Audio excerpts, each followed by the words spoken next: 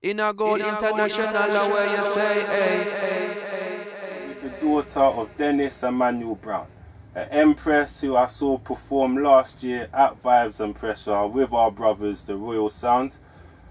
A big welcome to Empress Marla Brown. Greetings. Blessed love. And how are you today? Great today, thank you. Enjoying the lovely English weather at the moment? I am. It makes a change from the rain. For real. Well, I'm going to go straight in and I'm going to start with the obvious. So you are the youngest child of Dennis Brown. So I'm sure you get asked this a lot, but what is it like being the daughter of such a legend? I don't know my dad any other way than just my dad. We never really did a title thing, and he didn't glorify on that. He was just everyone's friend and family and brother, you know. But it was a joy, you know. As you see dad is how he was at home. He was always smiling. We always had little gatherings every week at my house. But it was pretty much just a joy. As you see dad is how he is. Okay, now this is a question that has come to mind because I've noticed over it being like, I like to consider myself sometimes as a geek of reggae. So I've seen certain patterns where you've got like Bob Marley lived over here for a while, Alton Ellis lived over here for a while, and your dad lived over here for a while. So could you tell us like maybe the reason why a lot of the reggae artists from Jamaica like to reside in London and the UK? I'd probably say the busyness of London itself and the culture is very diverse, and you have great opportunities, you know. Education is, you know, predominant in everyone's lives, and I think with that as a foundation is more of a reason why people come here. And we have a lot of places to go, entertainment wise, like Shoreditch, up west, you know, meet and greet loads of people from all over the world. So, you know, and now that we've got the Olympic Stadium, it's even widespread now. So probably that. Truly. Now, even yesterday, I knew this interview was coming. I was there on iTunes just looking at some of your dad's music, and he's got so many albums. It's unbelievable. I doubt artists in this day and age will ever catch up to what your dad said. I don't think my dad even knows or knew how much he had or recorded. Truly. He's got over 50 albums and over 500 songs. That is quite remarkable. So he set the pace for you to try and follow now. So you got time on your side. You know, maybe you can even get to 40. Who knows? Maybe. Now, out of that big catalogue, do you have a favourite track at all? You can never just have one. Maybe like 10. Top of my list, it would vary every week. I'd say in the last 6 months, Dad has a song called Things in Life. That's one of my favourites because it kind of, no matter what you're going through in life, you always have to think positive, and, you know, your faith in Jah keeps you going, you know. But I'd probably say Inseparable.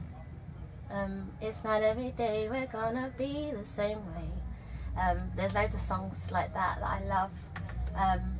Inseparable is a love song that I love, and mainly Love Has Found Its Way because my mum wrote that song with my dad. Okay. So that's like my wedding song that I would use. So that's. Well, if you need a DJ for the wedding when you get there, let us know. Now, it can't be easy being, you know, daughter of such a legend, and obviously that's the foundation that you're building on. But as Marla Brown, the person, is it important for you to kind of build on that but kind of create your own legacy at the same time? Oh yeah, definitely. I think you have to take that in consideration because, you know, I'm blessed with the gift of my dad's legacy, and at the same time you do want to be recognised for your own strength, your own talents, but you can't not what's the word, embrace. Yeah, you can't not uplift yourself without knowing where you come from, and, you know, my dad laid that for us, and I have to give thanks and praises just for that, you know. Truly. Now you continue your father's legacy through music and art, which is embedded in your heart from a young age. So when did you first realise for yourself that you wanted to create art and music? From young, at home, growing up, like I said, it was always a party at my house. So we was always having a show. The kids, myself, would always put on a show every week. So it was just a normal thing for me to do that. And growing up, entertainment was what I lived. So it was just the norm for me to do just that. And then I joined my dance company like 14 years ago, and literally just went with the vibration, and here I am today. So you mentioned the dancing, and from my research you built a legacy of your own that we'll come to through the dancing. Yeah. But what I was interested in is firstly how you got into dancing in the first place. The first, I did a talent show and I came first. So Well done. winning well first done. place, Winning. you always want to keep winning, you know. You don't want to make that be forgotten, or so. Just building from that, my very first talent show, and you know, the excitement and the adrenaline from that, you always want to captivate that each time. And creating, I was choreographing, even making my own little mixtape. You know, when we used to have tapes. Yeah. I used to press play, then pause, change the CD, put a next tune on. So even building rhythms and stuff like that just motivated me to keep dancing and training and growing and bettering my talent, you know. So since then. Well, you did do very well with that, and you did go on tour quite a few times, I believe. Could you tell us some of the countries that you went to during your time as a dancer? Yeah, it was mainly just Europe, you know, Germany, France, Ireland. We did a lot of the London, UK-based competitions. We judged a lot. Belgium was one of our great times. We did... what was the thing? We did a lot of stuff at South Bank. Okay. Also, and then we won the championships in Germany in 2012. But literally, we was one of the top UK dance companies. Congratulations on that. Thank you. You know, when it comes to dancing, I still got a lot to be desired, to be honest with you. Now, I also see that you was an ambassador for the 2012 Olympics here in London town. So firstly, how did that opportunity come about? Again, from my dance company, they approached us to audition, but the ambassador side of it, at the audition, once I got through, the joy that they got, or the vibration they got from me, they asked me to be the spokesperson for their newspapers and media coverage, and then it went from there. The audition was with Coca-Cola. Okay. So I was an ambassador for them, but yeah, it was great. I did the Paralympics and the Olympics, so we was dancing every single day on the Olympic Park. Now we're going through the accolades here.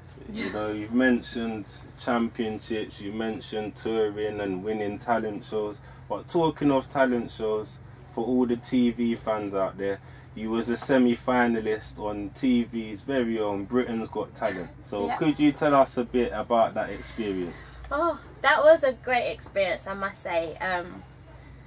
The audition process was, well, we actually auditioned in Birmingham years ago, and they actually called us back to do the London Britain's Got Talent audition, and we got through, and then we got called back, and just the experience of, you know, going through production, going through costume, creating the choreo.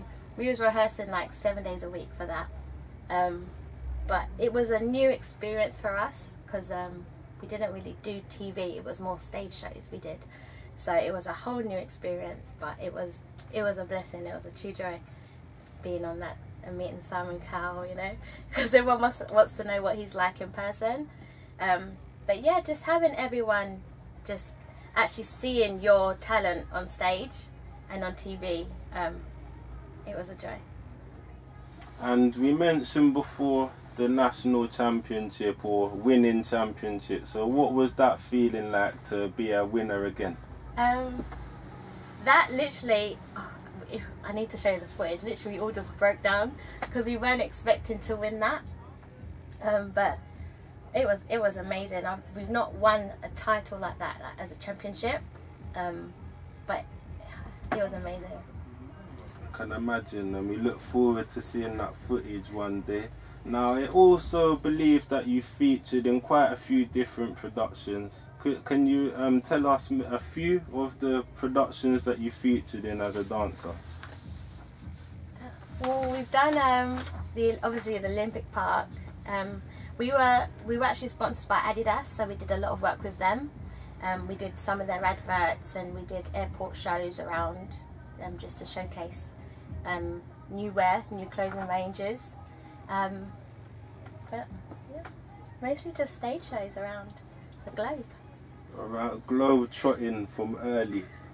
Now, you know, we look at art as a form of expression, and a lot of us know about writing lyrics as a form of expression, but how do you think dance is helpful as a form of art and expression as well? I think sometimes it's hard to communicate verbally, and you know, being gestural with things is a greater expression, and sometimes you can interpret as people seeing into your soul when you dance, and I feel that's really important, because that's when people really understand you and really connect. And for me, expression is everything and communication is everything, and you can share that with other people, and that's how you relate and you build that love, you know. Truly. Now, you was dancing, obviously you come from the musical heritage and background. So what made you decide, you know, I'm killing it, I'm winning championships, I've got sponsorships, I'm on telly, I'm doing alright for myself. What made you then decide to make the transition from being on stage as a dancer to now being a performing artist in the music world? It was more of, you know, as you grow older, you kind of think, okay, where's my life going? And the more that I interacted with people around, you know, the globe, people always wanted to know, oh, where do you born children there? So you kind of, especially in London, I personally feel reggae isn't as big as it should be. Truly. And I feel that my dad's contribution to the reggae industry wasn't really shined a lot in London. People used to ask me as growing up, oh, I heard your dad Dennis Brown, is he still alive? And that used to worry me, because you need to know your history, especially with music. And for me, I just wanted to keep my dad's legacy alive. And initially, I wanted to do a tribute album where I got different artists to record songs of dad's as an album. And I spoke to Salam Remy, and we was going to work on that project together. But then we both I was still dancing, and obviously he's great in his music at the moment, so we both got really busy, so we weren't able to do that at that time. And then I went on the road with Damien and Stephen and Julian Marley on the Ghetto Youth tour, just as family, because you know I'm really close with them.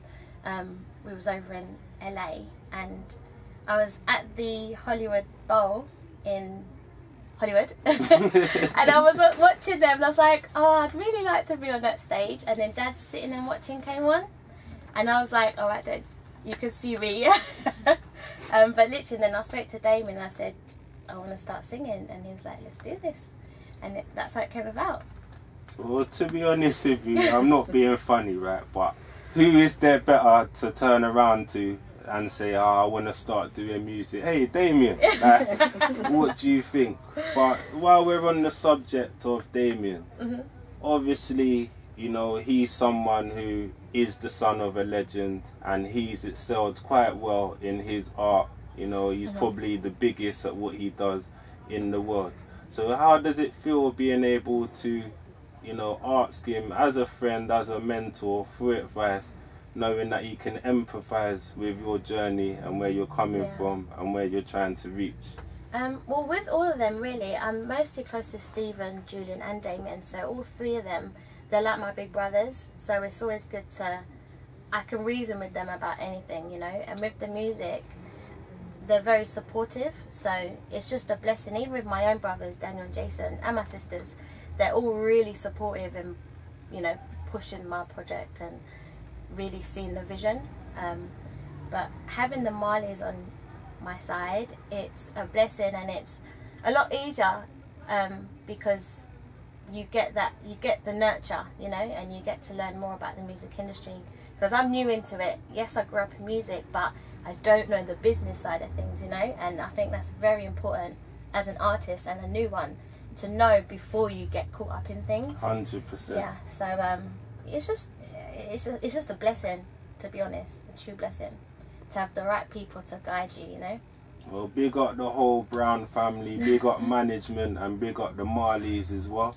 I think it's only right after that powerful bit of talking that we let it absorb for the length of a track. We're going to go to a track and we'll be right back. Keep it banked.